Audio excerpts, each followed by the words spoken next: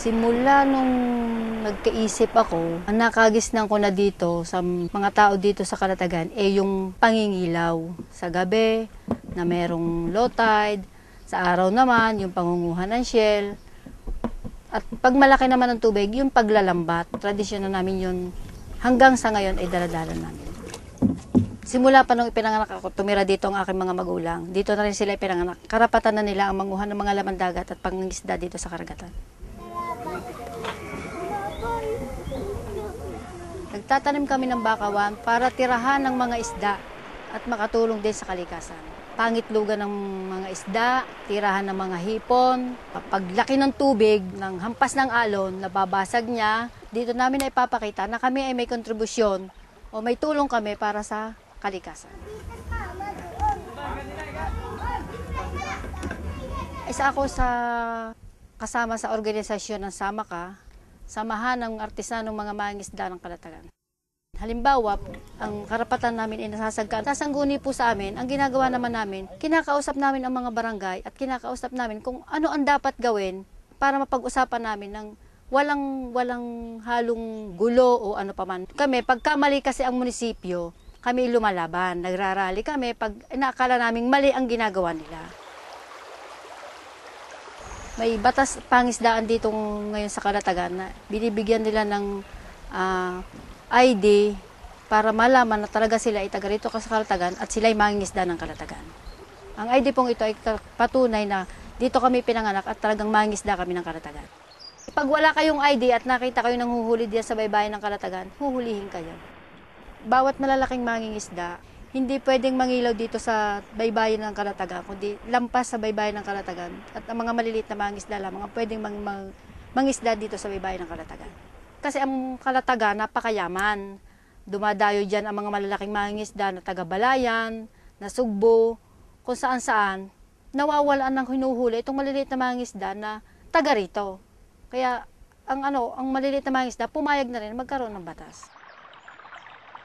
Ang kalaban lang namin dito ay yung mayayaman na pwedeng umangkay ng baybayan na ito ipinaglalaban namin sa kanila na ito ay para naman sa tao. Pag isinapribado mo yan, pati baybayin ng dagat, pati yung katapat ng dagat ay kanila na rin yan. Hindi ka na makakapasok dyan, hindi ka makakadaan. Pero sa ngayon, sabi ng DNR, kansilado ang lahat ng FLA. Mas makakabubuti sa amin na hindi isa pribado ang bawat baybayin. Dahil ito ay para naman talaga sa tao at sa mga maliliit na mangingisda. Paano naman ang maliliit na mangingisda? Wala naman silang dadaanan kung isa pribado nila. Masasagkaan ang karapatan ng mga mangingisda.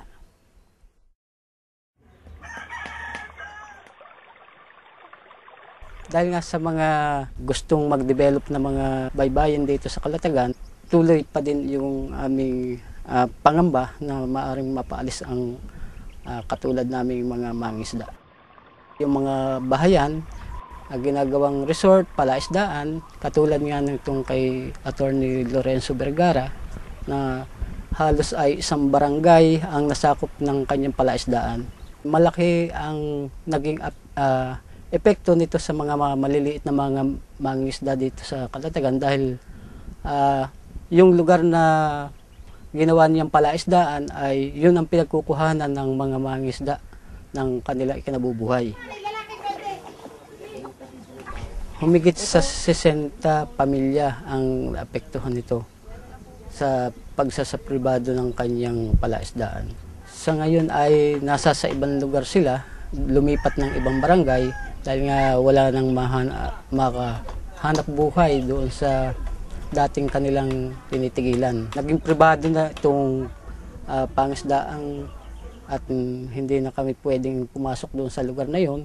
Sa halip na tapat na lamang namin yung pangisdaan ay nagiging malayo dahil umiikot, wala kaming right of way para pumunta sa pangisdaan namin.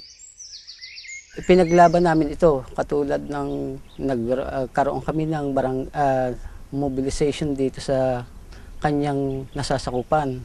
Kami nga ay nagtataka dahil pag pumupunta kami lalo't sa LGU, sinasabi nga nila ay wala itong permit para mag-operate at ma-develop. Pag pinuntahan namin sa barangay, sinasabi nila na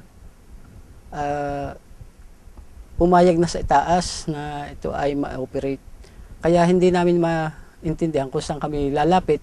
Nagpunta na din kami ng DNR at nabisita na din ng DNR ito.